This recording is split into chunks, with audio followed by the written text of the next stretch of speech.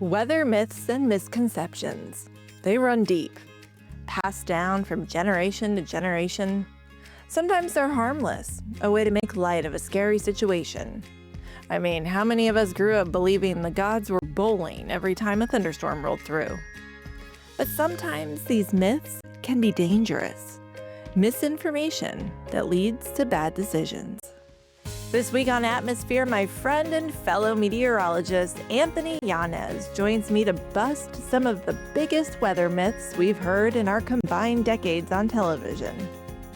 From lightning lies. Nobody gets this right. Everybody thinks you can't get struck twice. To earthquake errors. And I remember somebody telling me one time, they're like, oh, you know what this means? I'm like, what? This means that we're going to get the big one. To flood folklore. Well, we just had a 100-year flood, and we're good for another 99 years. After decades of school visits, viewer calls, and emails, we're finally tackling the myths we hear over and over. I did a deep dive on that because I heard the same thing. The meteorological misunderstandings that might actually surprise you. Technically, for a meteorologist, probability means something completely different. I think that throws everybody for a loop. And along the way, even I picked up something new. And so This is real. This is real. It's a real scientific thing. And I get this a lot in my job. We're separating fact from fiction and figuring out why we make this stuff up in the first place. We do not, as human beings, like uncertainty.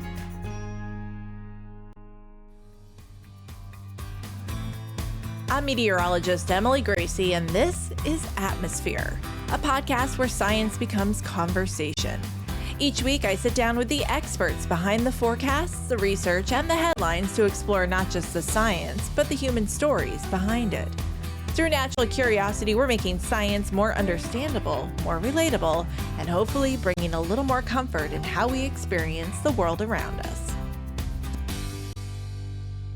Anthony Yanez, I'm so excited. This has been a long time coming, I feel like. I've always told you how much I love your podcast.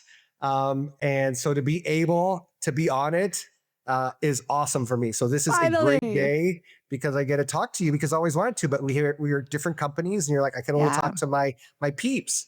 And I'm like, well, hopefully one day I can be that person. And that's today. Yes, and I think it's fair to say that, like, with Off the Radar, you might have been maybe like the number one fan of the show.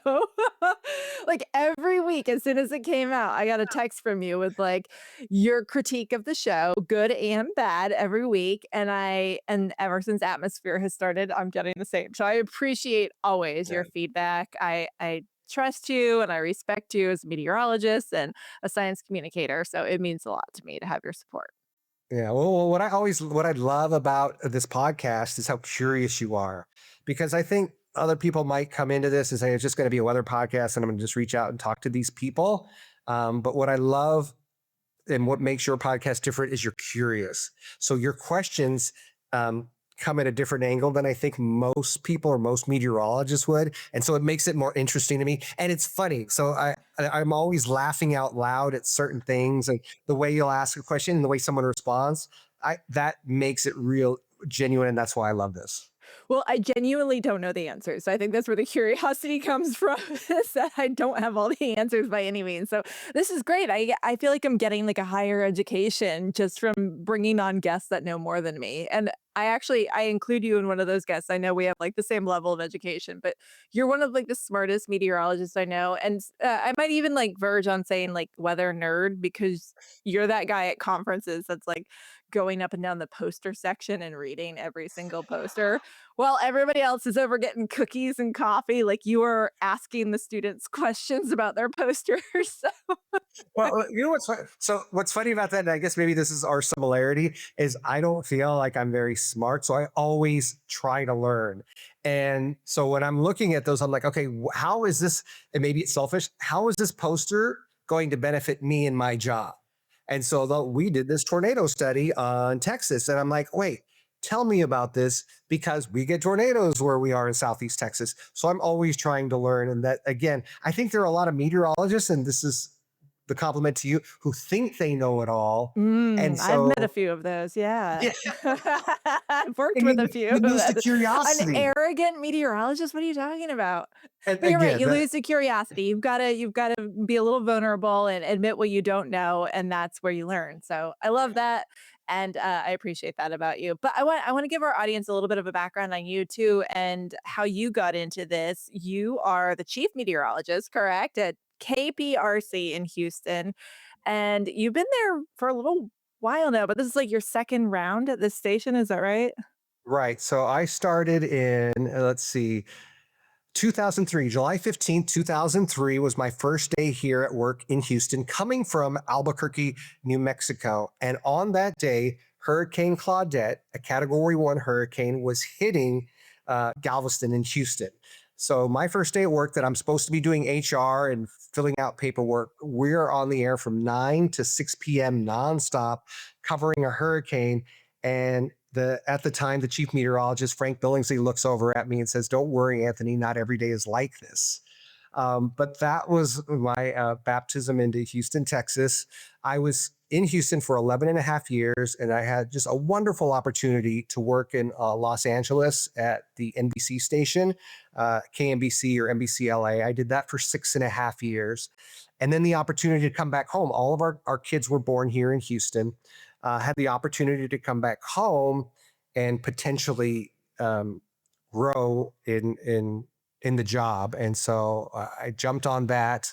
And so now I've been here almost 4 years and have been the chief for 2 years now. Where are you from? Where'd you grow up? Albuquerque, New Mexico. So that was my first job at KRQE, the CBS affiliate there. So I went right out of college from the University of New Mexico to working, actually starting in sports.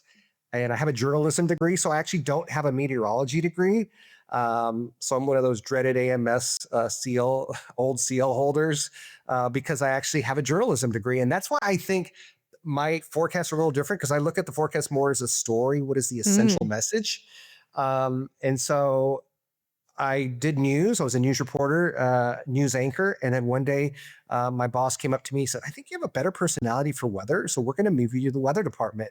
So I had to go to Mississippi State, which offered an online meteorology training program, got my certificate, and the rest is history. That's been more than 20 years now. Wow. Well, it's funny because you say you're one of those that doesn't have the meteorology degree, but I think, having that storytelling aspect may be just as powerful. Like there was that kind of like transition at some point where telling that weather story is just as important as like the forecast itself. So I think the world needs both of those. And it sounds like you have a balance of the two. Yeah. Well, and you think about the old days before the internet, when people could only get current temperatures, could only get an hour-by-hour forecast, could only get a 7-day forecast on television. That was it. And back in those days, I'm like, I'm bored. I mean, I can't do this job if that's what I'm doing. So I always tried to find what was interesting to talk about. So I've been doing what I'm doing now back in those television times. Um, and now, as you mentioned, now the internet's here. We can get current temperatures, we can get hour by hours, we can get a 10-day forecast on our phone. All of us now are having to change our presentation to make it, what can we give them that's not on the app? 100%. Yep. 7-day forecasts have kind of lost their value in a TV broadcast these days. Okay. Well, one thing that you do well that I have noticed over the years is talking to children. And I know you have like 15 kids yourself, but also you go into schools and you talk to kids all the time. How many kids do you have? We have five. So I I, have five. I was close. So I was yes, close. it's not 15, but five. Okay, but you do these school talks, and I am guessing because I've done many school talks myself. You get a lot of kids asking some kind of wild questions, but some of these kids kind of grow up believing these things as well. Because I talk to adults that kind of ask these same questions, and I'm still shocked at the amount of misinformation that's out there, not just when it comes to like, current forecasts, but like weather knowledge in general. So I thought you were the perfect person today to join me to kind of break down some of these myths and misconceptions. And I know we've both been like compiling our lists. Mine was like two, and yours was like 200. But And only because, when I go to schools, especially because for school visits, the important thing is weather safety. And it's don't play in flooded roads. We had somebody just 2 weeks ago, a teen pass away because him and his group were playing in flooded roadways. And these are just Mm, tragedies that happen. And so I always say, hey, listen, and I'm getting these kids young. So I'm like, hey, here's how you stay safe in storms. And one of the things is thunderstorms, because thunderstorms are a lot more common than what we as meteorologists say severe weather is, which would be hail, size of a quarter, winds, 60 miles per hour, or tornado forming. Most of the time, you get heavy rain and lightning, and those are the two greatest threats for people where we live here in Houston. And so for kids, I'm talking to them, and they have so many kind of old thoughts on lightning and lightning safety. And it's hard. You're talking to like a third or a fourth grader, like, no, you're wrong. That's not how yeah. it is. Sometimes they're a little arrogant. They need to be put in their place, though, right? I mean, my own kids are like that. Like they think they're really right all the time. So, That's funny. Oh, yeah. Yeah. And you'll have a kid who will come at you like, I know this. ew. I know this about lightning, that as long as I'm not wearing anything shiny, I won't get hit by lightning. And I'm like, if you're outside during a thunderstorm, and if the lightning is going to hit you, I mean, the odds are it's not, but if it's going to hit you, it's not going to hit you because you're not wearing something shiny. Or I have rubber shoes on. I learned that if I have rubber Uh-huh. shoes on, I'm going to be safe if I get hit by lightning. And I actually have a photo in my presentation. I'm like, well, here's what happens to rubber shoes in a lightning strike. And the kids are all, oh, and then the kid is humbled for a little bit, realizing, okay, well, I guess I should listen to you and be either inside my house, inside a school, or inside a vehicle when there's lightning around. And I think the science keeps changing too with safety, and so there are some like things that maybe were being told 30 years ago that just aren't right anymore. And I learned one of them at an AMS conference. We have our American Meteorological Society's broadcast conference every year, and there's a lightning safety expert that comes out every year and does a talk, and he was talking about lightning safety and when I was a kid, we were always taught to like crouch in a ball because the smaller you are, they'll or get down low and crouch in a ball if you're in a lightning storm. And he was like, do not do that. That is like outdated information. Do not do that. You need to run as fast as you can to get inside. So that is one of those misconceptions I think is still out there.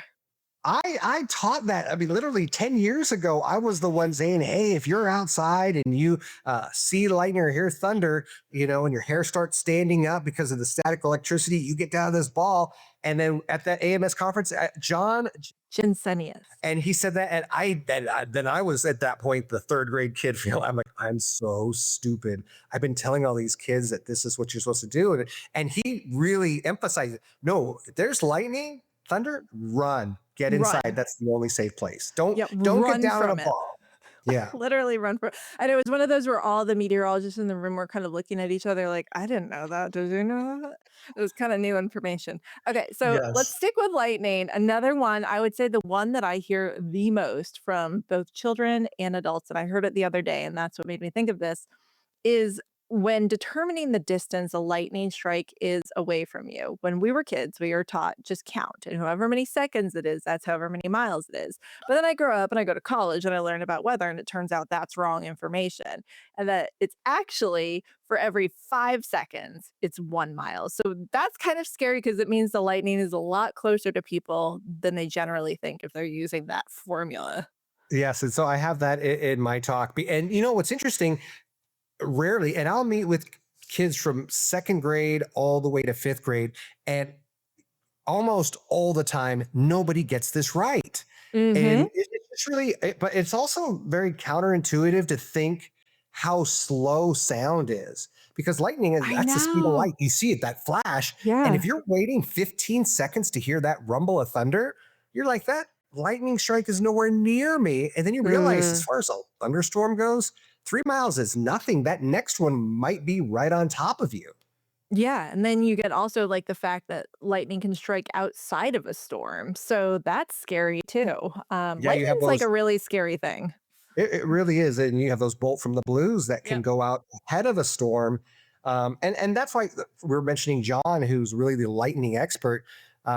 So if you see lightning, you get inside. It doesn't matter if you can hear the thunder, because if the lightning's far enough away, the sound's not even going to reach you. I know there's your other myth that Yeah. people call it heat lightning, Yeah. and so heat lightning doesn't make noise. And it's no, every lightning strike makes noise. If it's too far away, like when I lived in Albuquerque, New Mexico, there would be thunderstorms in Santa Fe, and you would see it. The way the topography is incredible. It was beautiful, but you would never hear that lightning strike. That's 60 miles away. Called Also, heat you tend to lightning, see but it it's at not. night. So, like at night, I think it's more prominent. People think of it like, oh, it's a hot night. Is no, it's a stormy night. That's just a storm that's really far away, and you're seeing it. Okay, well, what other? Do you have any other lightning myths that pop up when you're doing these school talks, or even when you just talk to viewers? Oh, the big one about everybody thinks you can't get struck twice or the same place Right. again. And you think about that. You like, for example, us here in downtown Houston, those downtown buildings, they have lightning rods Hmm. because they want the lightning to hit that rod and not Yeah. hit anywhere else in the building.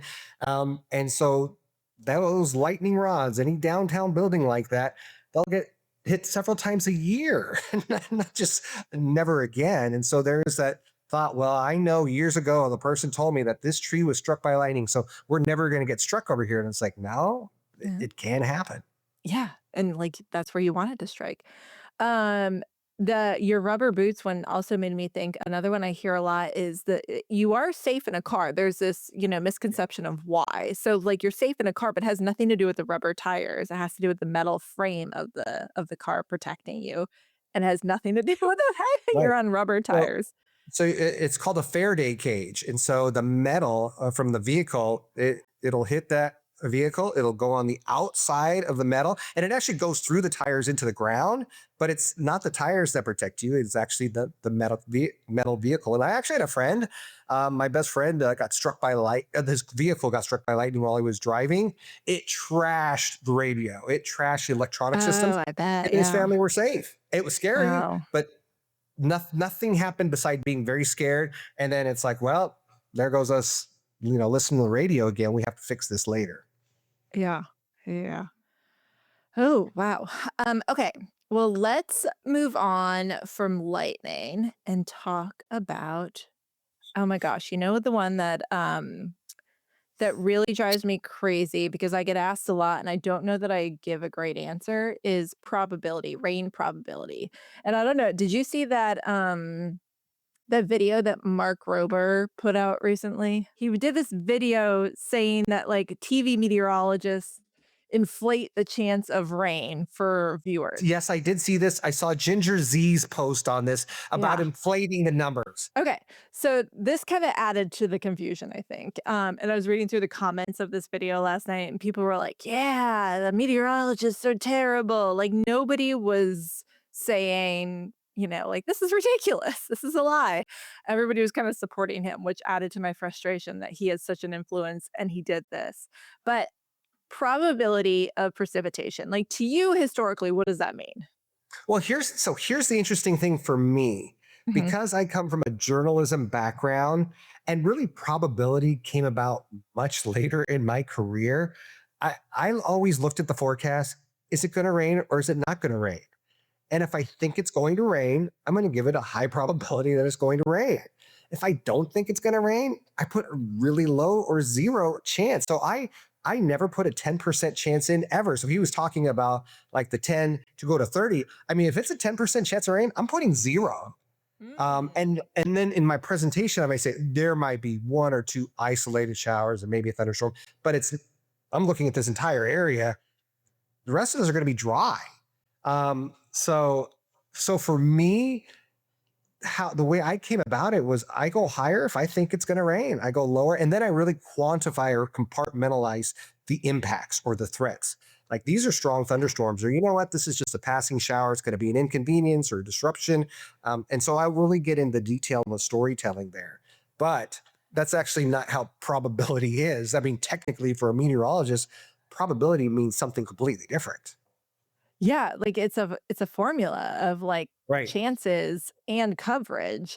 And I never like you, I use, this is information that's being taken in by a human and done by a human. So I always use like kind of my human nature to do it just like it sounds like you did. Like what would this mean to me? And that's what I'm gonna share with the public.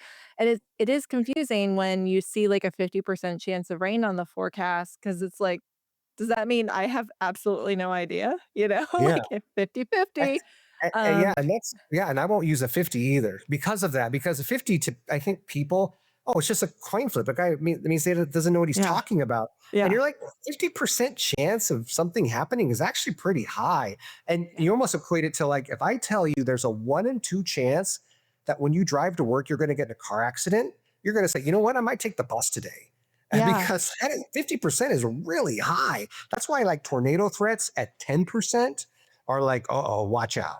Let's talk about earthquakes, and I did a whole episode on this, and people can reference back to kind of earthquake knowledge with that one, but some misconceptions as you lived in an earthquake zone. I'm sure there are plenty.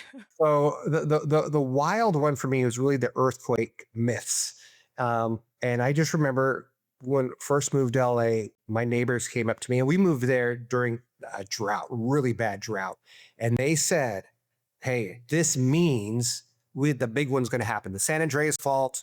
We're talking 7 point something on the magnitude scale. We are going to get the big one this year because of the drought." And of course, here we are still waiting on San Andreas. And then I remember we had a winter, usually in Los Angeles, you have, or Southern California, you have 6 wet months, you have 6 dry months. So you have a wet and a dry season. And I remember the wet season was really wet, a lot of rain. And I remember somebody telling me one time, they're like, oh, you know what this means? I'm like, what? Tell me. This means that we're going to get the big one.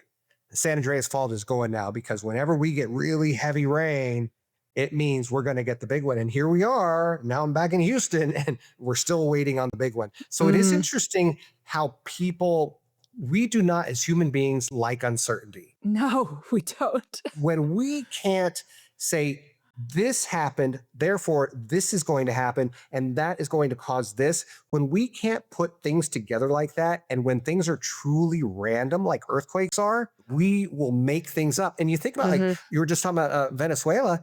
That last earthquake that was this strong was in the year 1900. And so, and you kind of forget about it that long. Yeah. But it's fascinating to me how people, they will fill in the blanks when they don't understand something, and something truly is like with earthquakes, truly random. Yeah, it really is. And, people kind of I live in a hurricane zone and you do too now kind of. People really like to like have anecdotal stories that they like to make connections with.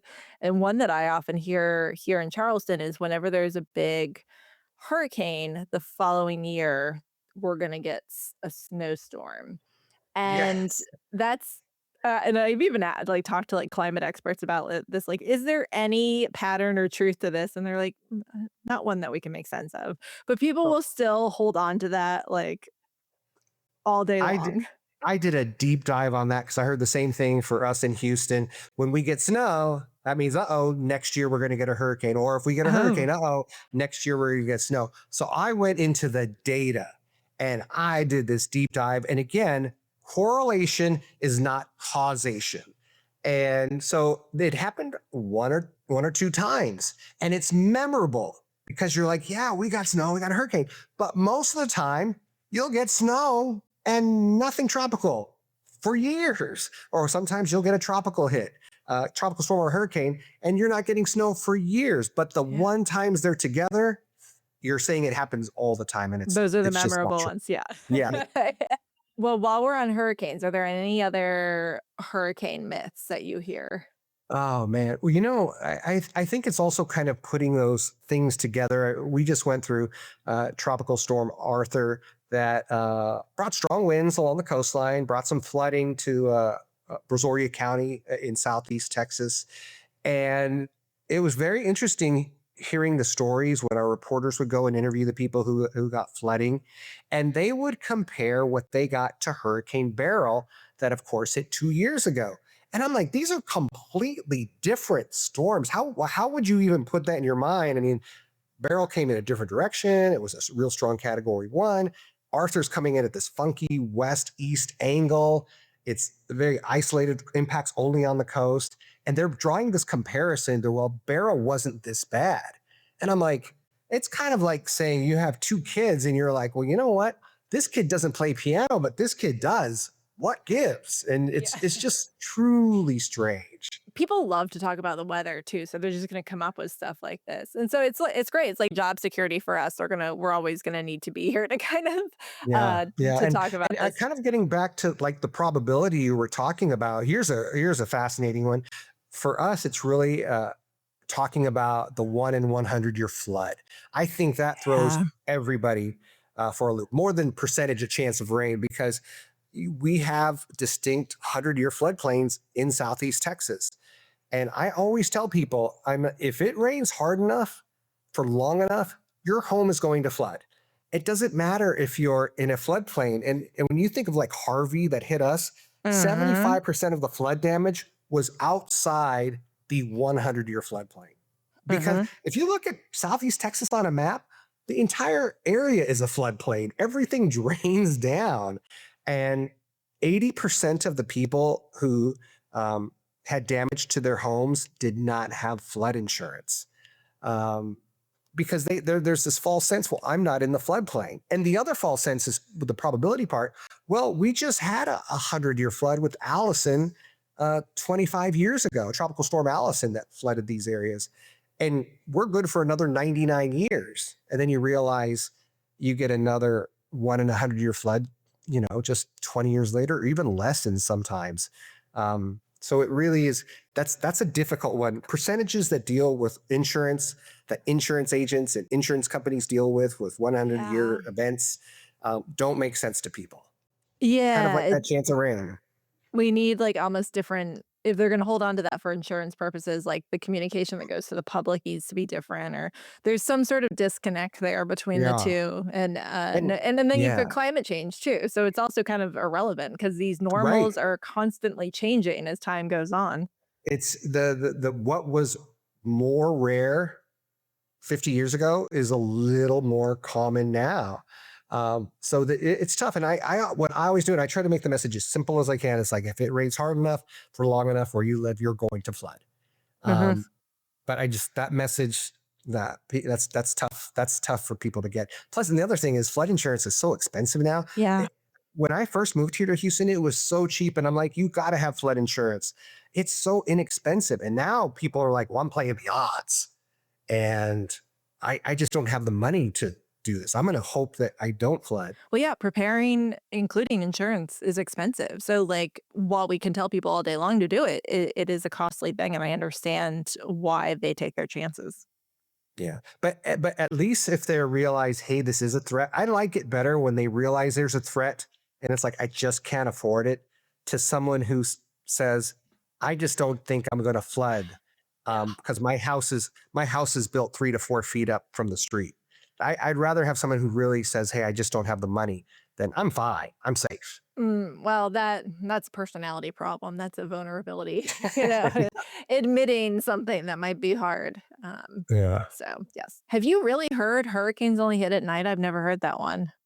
Yes, and I think it's for all of us who've experienced a big event. What happens in that big event, we remember. And for hurricanes, for some reason, always get emails on this. And it's like, why do hurricanes always hit at night? And I did another deep dive on this, where it's not true. They do hit, they do make landfall during the day too. But there is kind of a strange thing, and I always think of the big one. Katrina hit 8 o'clock in the morning, so that's the big one. But there are hurricanes that hit at night. 4 in the morning. They hit at midnight, 2 a.m. And I think when you get hit by something, you remember the impact, you remember the time, and therefore you put all those things together. That therefore all hurricanes hit at night. Yeah, that's true. And then also my thought process with like a hurricane hitting is like arguably Katrina hit for like days, because like then it made landfall and then like the levees broke and then like for days the impacts just kept Yeah. Yes. coming and multiplying, you know. I I guess specifically for those emails, they are about when they make land. It's like ooh, they only make land at night. That so it's Hmm. like you said, but the impacts obviously are. I mean, Harvey was a 3 to 4 day event here. I saw in your notes you wrote something about the Dunning-Kruger effect. The Dunning-Kruger effect, it's a cognitive bias in which unskilled individuals suffer from illusionary superiority, mistakenly rating their ability much higher than is accurate. And Is this so real? this is real scientific thing, and I get this a lot in my job, and I think climate change is a great one for this because to be I'm not a climate scientist, and a lot of the things with climate science is way over my head because it is so technical. Hmm. And what happens with people, and I think climate science is a great example of this. Someone will write and say, climate change isn't real because of this and there's no scientific basis for what they say. That's the Dunning-Kruger effect. They think they are so highly skilled and superior in their knowledge that they're smarter than everyone else. So everyone else is wrong. And that's just one example, but it's in other things. Um, like, hey, we're getting so much rain. It's also with the myths. We're getting so much rain now that you know what, we're going to get hit by a hurricane in August. And it's, well, why do you think that? Because I'm so smart. Whenever these patterns set up, this is what happens. So it's called the Dunning-Kruger effect. You think your knowledge and superiority is so much higher than everyone else who like works in the field. That's what that is. Hmm. Interesting. I wonder Yeah. how it gets to that point. There's probably some like life things that happen that get somebody to that point of thinking that. Yeah, it really is. I think there are people who are highly competent, and then there are people who are not very competent, but they're very confident. And that's where the Dunning-Kruger effect comes in. And so for my job, I deal with a lot of those people. And sometimes it's really hard to even try to describe, well, here's what I know, and here's what the science says. But they don't even look at that level. They're just, I'm smarter than everybody else. Dunning-Kruger. Hmm. Interesting. Okay, good to know. What else do you hear on a daily basis or just like from kids? Oh man. Well, kids are really Kids are funny. And funny. oh my God. I love it. I They're mean, so scared of dying. Every time I talk to kids, they're like, "Will I die if a tornado, a hurricane, an earthquake, and a volcano all hit me at once?" That that's wow. I don't get kids like that. So maybe that's Oh, good. I get some dark Oh, kids. yeah, no, oh man, I have funny kids and they'll ask that sometimes, what happens if this and this and this happen? I'm like, well, if you're outside and that's all happening, is a very bad place to be and very bad things are going to happen. But I'm like, but let me tell you that all three of those things are not going to happen at the same time. People often have misconceptions about not just weather, but like the job of a TV meteorologist and what it entails. Um, and that's part of what bothered me about that Mark Rober video is he kept saying the TV weatherman, and like that was as triggering to me as everything else was just called. Like, do women not do weather? Like, why are we lumping everybody together? Like, these are degreed meteorologists of varying genders. Why why are you, like, bringing it down to that? So that's one of them when people use that term, like, the weatherman or the weather girl Yeah. instead of meteorologist or even weather person, like, it's fine to Yeah. me. I mean, Um, I'll get those emails. Can you tell that weather girl to stop doing that? And I'm like, whoa. yeah. I'm like, that woman is smarter than me. I mean, by a lot. And he's like, I don't know anybody who would call her a weather girl. I mean, you wouldn't call me a weather boy. Right. It's Yeah. so it is odd that that's still around. And it's what's odd is that these new YouTubers who are young are doing the same thing. You know, it's Yeah. it's odd that that's like not going away. It's going to be around. Yeah, and it kind of adds to the myth that people who are doing weather on TV aren't degreed meteorologists because most of us are at this point, you Yeah. know, like most people doing TV weather, I would say the majority, and if they're not, they're in school to be working on it like you were when you were on the job. So that's a big one is I think people don't understand the education behind it.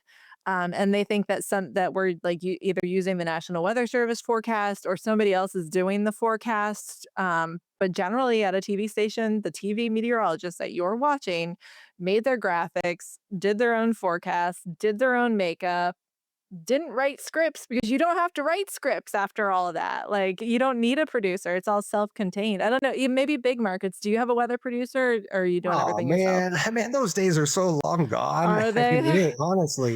Is Um, anybody doing your makeup, Anthony? no, me, I have to do my makeup. But now, fortunately, I was in when I worked in LA. We did have a makeup person. We Mhm. lost that person at the end, but Yeah. that person taught me how to do makeup. So Perfect. I don't look ridiculous like I looked when I first worked here, when I first got to Houston. But I think honestly, the most difficult thing about this job is you're predicting the future, and only God knows the future. And so you're doing a job based on the science of what you know to the best data that you have, and you're going to be wrong sometimes. And when you're wrong, people remember that. When you're right, people people don't go, hey man, you said it was going to rain today, and guess what? It rained.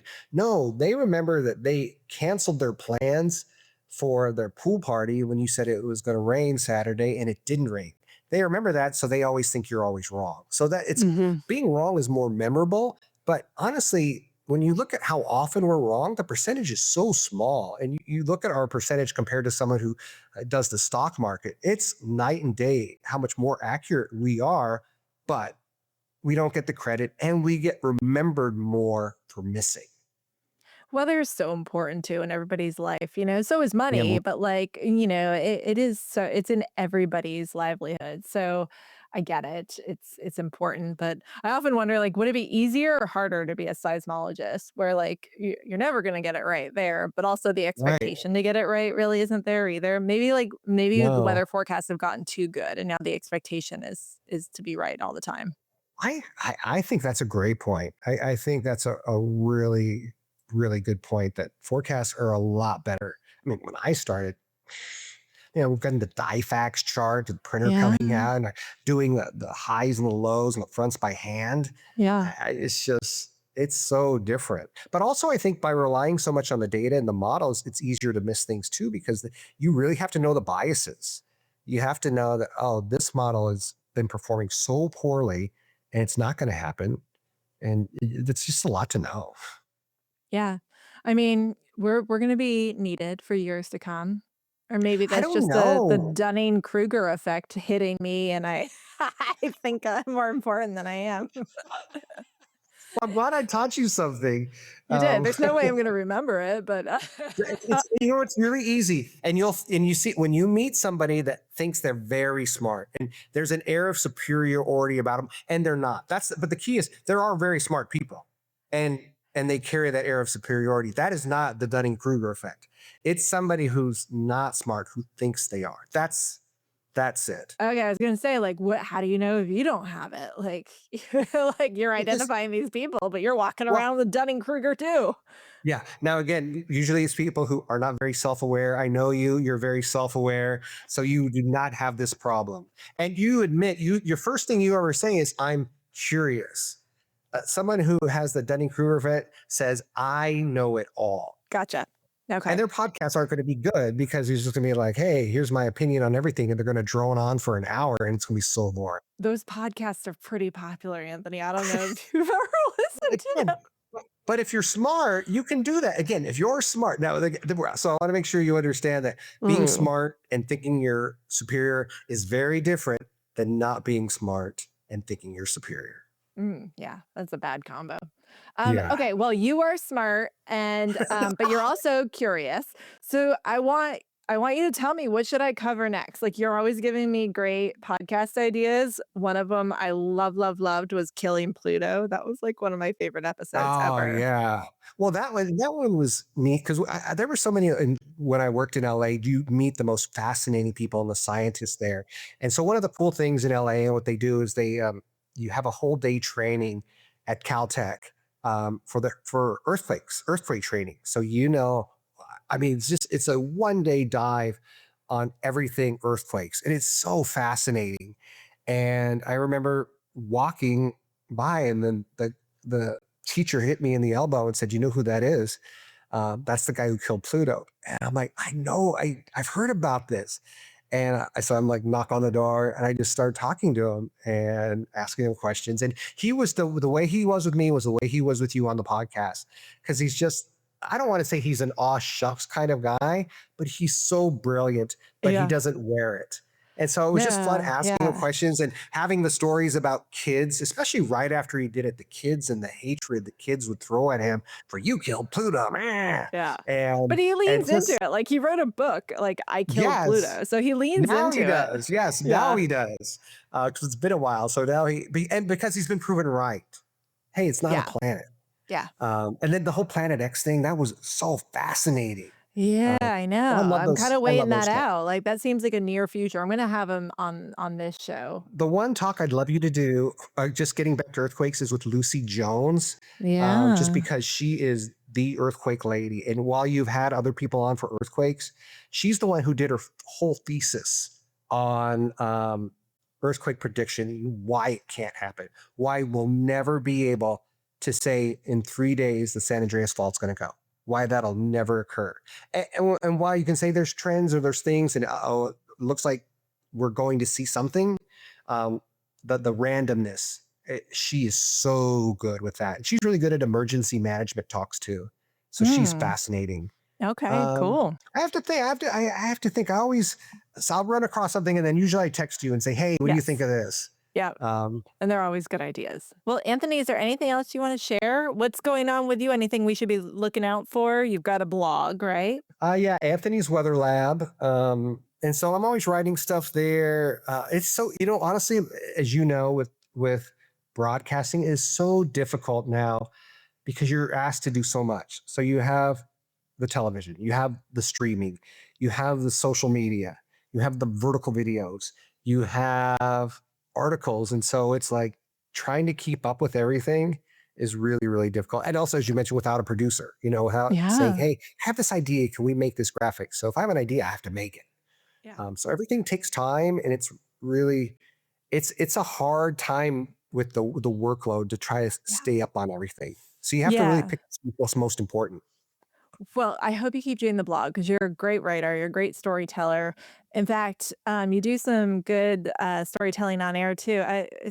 Was there an award sitting close to you there? Yes. Hey, What is that? Let's see. Oh my goodness! I just got this in the mail Woo! yesterday. So it's an international award. This is a telly. It's the gold telly. So it is first place, and it is 2026 Garden in the Gulf, a reef rescue mission.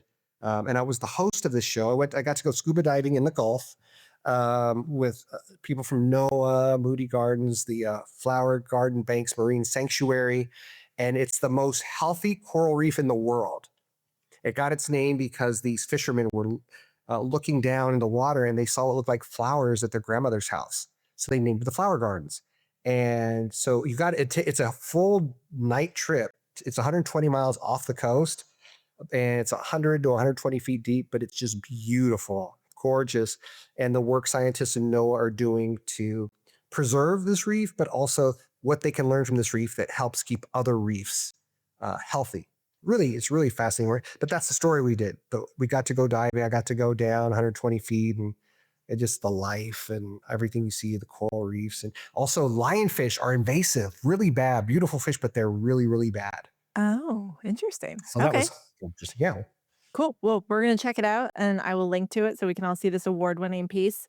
Anthony Yanez, I hope you'll come back on Atmosphere again. Will you? Yeah. Oh man. Oh, now that we can do this, heck yeah. Yeah, I know. Great. Awesome. Well, thank you so much for coming on today. This was a lot of fun, and I'm so glad that we finally got it done. 3 years later, you're finally a guest on the podcast. Thank you to Anthony Yanez for joining me on this episode of Atmosphere. I had so much fun recording this episode and just getting to chat with a friend about weather for an hour. Anthony has been such a great support and sounding board as I've been building this podcast. And speaking of supportive friends, I also want to give my friend Joe Martucci a shout out. Joe is a fellow certified digital meteorologist. He turned a layoff into a budding business and has been a great resource for me as I build my own. He's the owner of Surely Safe. You heard Anthony and I talking about flood insurance today. Well, the Surely Safe program helps save you money on your national flood insurance policy premiums, figure out what roads to raise from tidal flooding, gives you America's best flood mapper, and more. You can find out more info or get your town or county to sign up at surelysafe.live. If you have any questions about today's show or weather in general, you can always find me on social media. On Facebook, I'm meteorologist Emily Gracey. And on Instagram, just search Atmosphere Podcast. If you enjoyed today's episode, please follow Atmosphere on YouTube, Spotify, or Apple Podcasts so you never miss a new conversation. I'm meteorologist Emily Gracey. Thanks for taking the time to slow down, stay curious, and explore the atmosphere.